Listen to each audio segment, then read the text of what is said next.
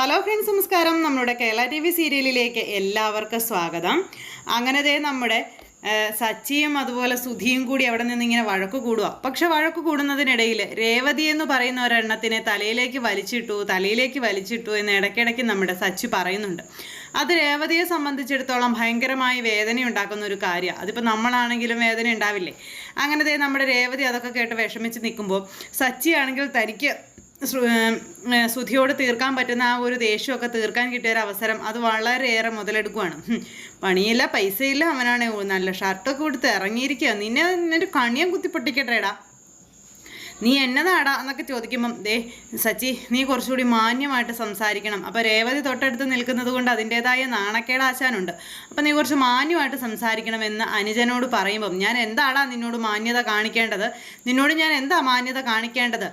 നിനക്ക് കിട്ടാവുന്നതിൽ ഏറ്റവും വലിയ മാന്യതയാണ് ഞാൻ ഇപ്പോൾ നിനക്ക് തരുന്നത്. അതിനപ്പുറമൊന്നും നീ എന്നിൽ നിന്ന് പ്രതീക്ഷിക്കേണ്ട തുടങ്ങിയ രീതിയിലുള്ള ഡയലോഗുകളും കാര്യങ്ങളും ഒക്കെ ആയിട്ട് അവിടെ ഇട്ട് സുധിയെ പൊളിച്ചടുക്കുകയാണ് നമ്മുടെ സച്ചി. എന്തായാലും സച്ചി പറഞ്ഞ കാര്യങ്ങളെല്ലാം കേട്ട് ആകെ ഇങ്ങനെ വിറങ്ങലിച്ച് ഇങ്ങനെ നിൽക്കുക. പിന്നെ ഇവർ തമ്മിൽ ഒന്നും രണ്ടും അങ്ങോട്ടും ഇങ്ങോട്ടും പറഞ്ഞു, നിന്റെ കയ്യിലുള്ള പൈസ ഇങ്ങ് താടാന്നൊക്കെ പറഞ്ഞുകൊണ്ട് അങ്ങനെ ഇപ്പം നീ ഒഴുങ്ങി കെട്ടി പോവേണ്ടടാന്നും പറഞ്ഞുകൊണ്ട് നമ്മുടെ സച്ചി എന്ത് ചെയ്തു, സുധിയെ പിടിച്ചു നിർത്തി സുധിയുടെ ഷർട്ടും അതുപോലെ ഇൻസേർട്ട് ചെയ്തതൊക്കെ വലിച്ചു പുറത്തി അടിച്ചിട്ട് പോക്കറ്റിൽ നിന്നൊക്കെ കൈയിട്ട് അത് പോക്കറ്റൊക്കെ പുറത്തേക്ക് തള്ളിയിട്ട് അങ്ങനെ ഭയങ്കര വഴക്കും ബഹളവും കാര്യം. ഇത് കുറച്ചു നേരം നമ്മുടെ രേവതി നോക്കി നിന്ന് കണ്ടെങ്കിലും അവസാനം ഇത് കയ്യാങ്കളിയാകുമെന്നും പ്രശ്നമാകുമെന്നും മനസ്സിലാക്കിക്കൊണ്ട് രേവതി വേഗം അച്ഛനെ വിളിച്ചു. അച്ഛാ, അമ്മയെ ഓടി വാ എന്നും പറഞ്ഞ് അങ്ങനെ വിളിക്കണം. അപ്പോഴേക്കും ഇവരെല്ലാവരും ഓടി വന്നപ്പോൾ കാണുന്ന കാഴ്ചയെന്ന് പറഞ്ഞിട്ടുണ്ടെങ്കിൽ രണ്ട് മക്കളും കൂടി പൂര അടി കൂടുന്നതാണ്. അത് കണ്ടു കഴിഞ്ഞപ്പോഴത്തേക്കും അച്ഛനാകെ വിഷമായി. പിന്നെ ഇവരെ രണ്ടുപേരെയും മാറ്റി നിർത്തിയിട്ട് എന്താടാ നീയൊക്കെ ഈ കാണിക്കുന്നതെന്ന് ചോദിച്ചു. എൻ്റെ അച്ഛാ, എനിക്ക് ഇവനെ കാണുമ്പോൾ ഇടിക്കാനുള്ള കലി വരുവാണെന്നും എൻ്റെ ജീവിതം തൊലച്ചു കളഞ്ഞവനാണ് ഇവനെന്നൊക്കെ പറഞ്ഞുകൊണ്ട് സച്ചി ഇങ്ങനെ പറയുന്നു. അപ്പോൾ അത് കേട്ടപ്പോഴും രേവതിക്ക് ആകെ വിഷമം. തൻ്റെ ജീവിതം തൊലച്ചു കളഞ്ഞു എന്നാണ് വീണ്ടും വീണ്ടും സച്ചി പറയുന്നത്. അപ്പം അത് കേട്ട് കഴിഞ്ഞപ്പോൾ രേവതിക്കൊരു സങ്കടം. അപ്പോൾ രേവതി ഇങ്ങനെ വിഷമിച്ച് നിൽക്കുമ്പോൾ അച്ഛൻ പറഞ്ഞു, നിന്നോട് ഞാൻ പറഞ്ഞിട്ടില്ലേ അങ്ങനെ പറയരുതെന്ന്?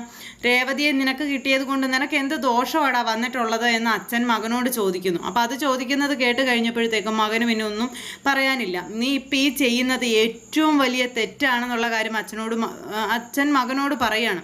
ഈ കുട്ടിയുടെ മനസ്സ് വേദനിപ്പിച്ചുകൊണ്ട് നീ എന്തൊക്കെ ചെയ്തിട്ടും എന്താടാ കാര്യം? ഒരു കാര്യവും ഇല്ല എന്ന് അച്ഛൻ മകനോട് പറയുന്നു.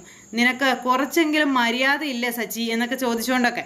പക്ഷേ ഇതൊന്നും കേട്ടിട്ടും സച്ചിക്ക് യാതൊരു കൂസലും ഇല്ല കേട്ടോ. സച്ചിക്ക് വിഷമായി, രേവതിക്ക് സങ്കടമായി എന്നുള്ള കാര്യം സച്ചിക്ക് മനസ്സിലായി. എങ്കിൽ പോലും സച്ചിയാണെന്നുണ്ടെങ്കിൽ ആ ഒരു മൈൻഡിൽ ഇങ്ങനെ അവിടെ നിൽക്കുക.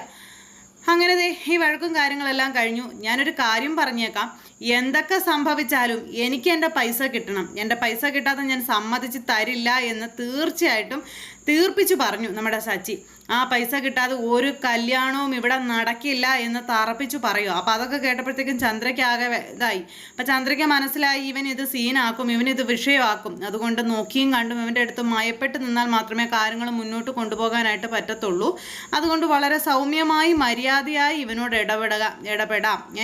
അങ്ങനെ ഒരു ഇതിലേക്ക് നമ്മുടെ ചന്ദ്രമതി വന്നെത്തിപ്പെടുന്നു. ചന്ദ്രമതി എന്നിട്ട് ഇങ്ങനെ നോക്കിക്കൊണ്ട് ഇങ്ങനെ നിൽക്കുകയല്ലേ ഇതൊക്കെ കണ്ടും കേട്ടും. ചന്ദ്രമതി, നിങ്ങളോടും കൂടിയാണ് ഞാൻ പറയുന്നതെന്നൊക്കെ പറഞ്ഞ് അങ്ങനെയും കൂടെ നമ്മുടെ സച്ചി ഇങ്ങനെ പറഞ്ഞു. അതും പറഞ്ഞ് സച്ചി അങ്ങ് ഇറങ്ങിപ്പോയി. ഈ സമയത്ത് സുധിയാണെങ്കിൽ ആകെ വിഷമിച്ച് നിൽക്കുന്നു. സുധിയും വന്നിട്ട് അവിടെ നിന്ന് നേരെ മുറിയിലേക്ക് കയറിപ്പോയി. അപ്പോഴും സങ്കടപ്പെട്ട് നിൽക്കുന്നത് നമ്മുടെ രേവതിയാണ്. സങ്കടപ്പെട്ട് നിൽക്കുന്ന രേവതിയോട് മോള് വിഷമിക്കണ്ട എന്നും പറഞ്ഞുകൊണ്ട് അച്ഛൻ ഇങ്ങനെ പറഞ്ഞ് സമാധാനിപ്പിക്കുന്നു. അവൻ അങ്ങനെയായി പോയി, മോൾ അതോർത്ത് വിഷമിക്കണ്ട എന്നും പറഞ്ഞു. അപ്പോൾ നമ്മുടെ രേവതിക്ക് അത് ശരിക്കും ഫീൽ ചെയ്തു എന്നുള്ള കാര്യം അച്ഛന് മനസ്സിലായി. എന്നിട്ട് അച്ഛനാണെങ്കിൽ രേവതിയെ മാക്സിമം പറഞ്ഞ് സമാധാനിപ്പിക്കാനും അങ്ങനെയൊക്കെയുള്ള ഇതൊക്കെ കാണിച്ചു. അങ്ങനെ അതെല്ലാം കഴിഞ്ഞിട്ട് നമ്മുടെ രേവതി വിഷമിച്ച് ഇങ്ങനെ പോയിരിക്കും കേട്ടോ. അപ്പോൾ രേവതിക്ക് ശരിക്കും വിഷമമായി എന്നുള്ള കാര്യം മനസ്സിലാക്കിക്കൊണ്ട് അച്ഛനാണെങ്കിൽ രേവതിയോട് ഒരു സോറി പറയാനൊക്കെ ആയിട്ടുള്ള ശ്രമങ്ങളും കാര്യങ്ങളൊക്കെ നടത്തി. പക്ഷേ രേവതിക്കാണെന്നുണ്ടെങ്കിൽ അച്ഛൻ സോറി പറയുന്നതിനോടൊന്നും വലിയ താല്പര്യം ഇല്ലാത്തത് കൊണ്ട് അങ്ങനെ ആ ഒരു മൈൻഡിൽ ഇരിക്കുവാണ് രേവതി. എന്തായാലും രേവതി ഒരുപാട് സങ്കടപ്പെടുന്നുണ്ട്.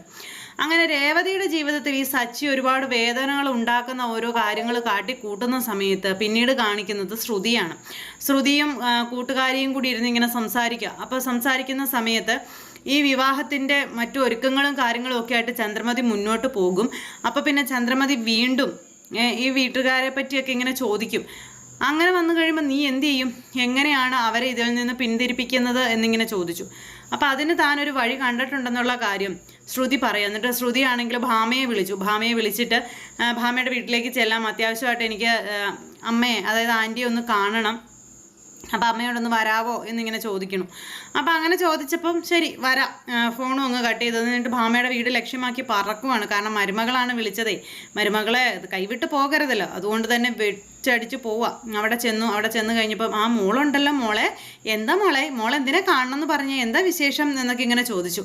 അപ്പോഴേക്കും നമ്മുടെ ശ്രുതി അടുത്ത തട്ടിപ്പിറക്കുവാണ്. വേറൊന്നുമല്ല, അത് ആൻറ്റി എനിക്ക് പറയാൻ കുറച്ച് വിഷമമുണ്ട്, പക്ഷേ പറയാതിരുന്നാലും ശരിയാവില്ല എന്നൊക്കെ ഇങ്ങനെ മുഖപൂരിട്ട് ഇങ്ങനെ സംസാരിക്കുമ്പോൾ മോൾ എന്താ ഈ പറയണേന്ന് ചോദിച്ചു. അത് പിന്നെ എനിക്കൊരു കാര്യം പറയാനുണ്ടായിരുന്നു. ഈ വിവാഹത്തിനോട് എനിക്ക് ഇപ്പം നടത്തണമെന്നത് വലിയ താല്പര്യം ഇല്ലെന്ന് പറഞ്ഞപ്പോൾ അതെന്താ മോൾ അങ്ങനെ പറഞ്ഞു എന്ന് ചോദിക്കും. അപ്പം ചന്ദ്രമതി ശരിക്കും ഞെട്ടി, ഈ വിവാഹം ഇപ്പം നടത്തണ്ട എന്നുള്ള കാര്യം പറഞ്ഞു കേട്ടപ്പോഴേ അപ്പം ശരിക്കും അങ്ങനെ ഞെട്ടി നിൽക്കുവാണ്. അതെന്താ മോൾ അങ്ങനെ പറഞ്ഞതെന്ന് ചോദിച്ചു. അത് പിന്നെ ഈ വിവാഹക്കാരൻ ഞാൻ ഡാഡിയോടൊക്കെ സംസാരിച്ചു, അപ്പോൾ ഡാഡിക്കൊന്നും വലിയ താല്പര്യമുള്ളതായിട്ട് അവരെന്നോട് പറഞ്ഞില്ല. മാത്രമല്ല സുധിയുടെ കാര്യങ്ങളൊക്കെ അറിഞ്ഞു കഴിഞ്ഞപ്പോൾ ഈ വിവാഹം വേണോ എന്ന് ഡാഡി എന്നോട് ചോദിച്ചെന്ന് പറഞ്ഞു. അപ്പോൾ അത് കേട്ടപ്പോഴത്തേക്കും ചന്ദ്രമതി ഭയങ്കര ഇതായി. അപ്പോൾ മോളല്ലേ പറഞ്ഞത്, മോൾക്ക് കുഴപ്പമൊന്നുമില്ല, സുധിയുടെ എല്ലാ കാര്യങ്ങളും നമുക്ക് റെഡിയാക്കാന്നൊക്കെ മോള് തന്നെയല്ലേ പറഞ്ഞതെന്നൊക്കെ ഇങ്ങനെ ചോദിച്ചു. അതെ, പക്ഷേ സുധിക്ക് ജോലിയോ കാര്യങ്ങളോ ഒന്നും ഇല്ലെന്നൊക്കെ ഞാൻ ഡാഡിയോട് പറഞ്ഞപ്പോൾ ഡാഡി അതിനൊന്നും സമ്മതിക്കുന്നില്ല എന്ന് പറഞ്ഞു. അപ്പോൾ അത് കേട്ട് കഴിഞ്ഞപ്പോൾ ചന്ദ്രമതിയുടെ ഭയങ്കര ഒരു ഇത്, മോളെ അങ്ങനെയൊന്നും മോള് പറയരുതെന്നൊക്കെ പറഞ്ഞു. പിന്നെ ഈ വിവാഹം അപ്പോൾ മോൾക്ക് സുധിയെ ഇഷ്ടമല്ലെന്ന് ചോദിച്ചപ്പോൾ എനിക്ക് സുധിയോട് ഇഷ്ടക്കുറവൊന്നും ഇല്ലെന്ന് ആൻറ്റിക്ക് അറിയാമല്ലോ. പിന്നെ വേറൊരു കാര്യം, ഈ വിവാഹം നടക്കണമെന്നുണ്ടെങ്കിൽ ഒരിക്കലും സുധിയെ അവരംഗീകരിക്കില്ല. അതുമാത്രമല്ല അവരറിയാതെ, അതായത് വീട്ടുകാരറിയാതെ വേണം വിവാഹം നടത്താനായിട്ട്. അങ്ങനെ വിവാഹം നടത്താനായിട്ട് സാധിക്കുമോ ആൻറ്റി എന്നൊക്കെ ഇങ്ങനെ ചോദിച്ചപ്പം മോള് ഒരു നിമിഷത്തേക്ക് നമ്മുടെ ചന്ദ്ര ഇങ്ങനെ ആലോചിച്ചു നിന്നിട്ട് മോൾക്ക് താല്പര്യമാണെങ്കിൽ നമുക്ക് അങ്ങനെ നടത്താം.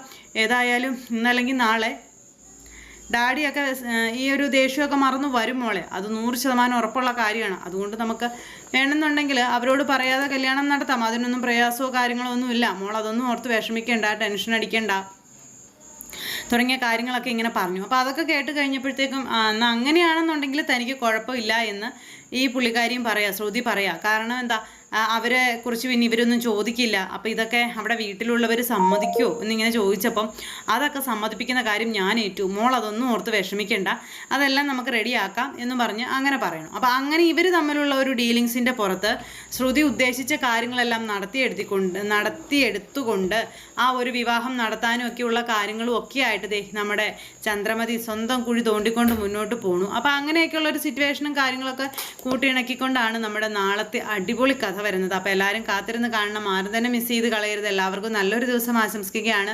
എല്ലാവരുടെ സപ്പോർട്ടിനും സ്നേഹത്തിനും ഒരുപാട് നന്ദി അറിയിക്കുന്നു. അടുത്ത സൂപ്പർ ഹിറ്റ് കഥയുമായി കാണുന്നത് വരെ എല്ലാവർക്കും നന്ദി. See you again. Take care. Bye by.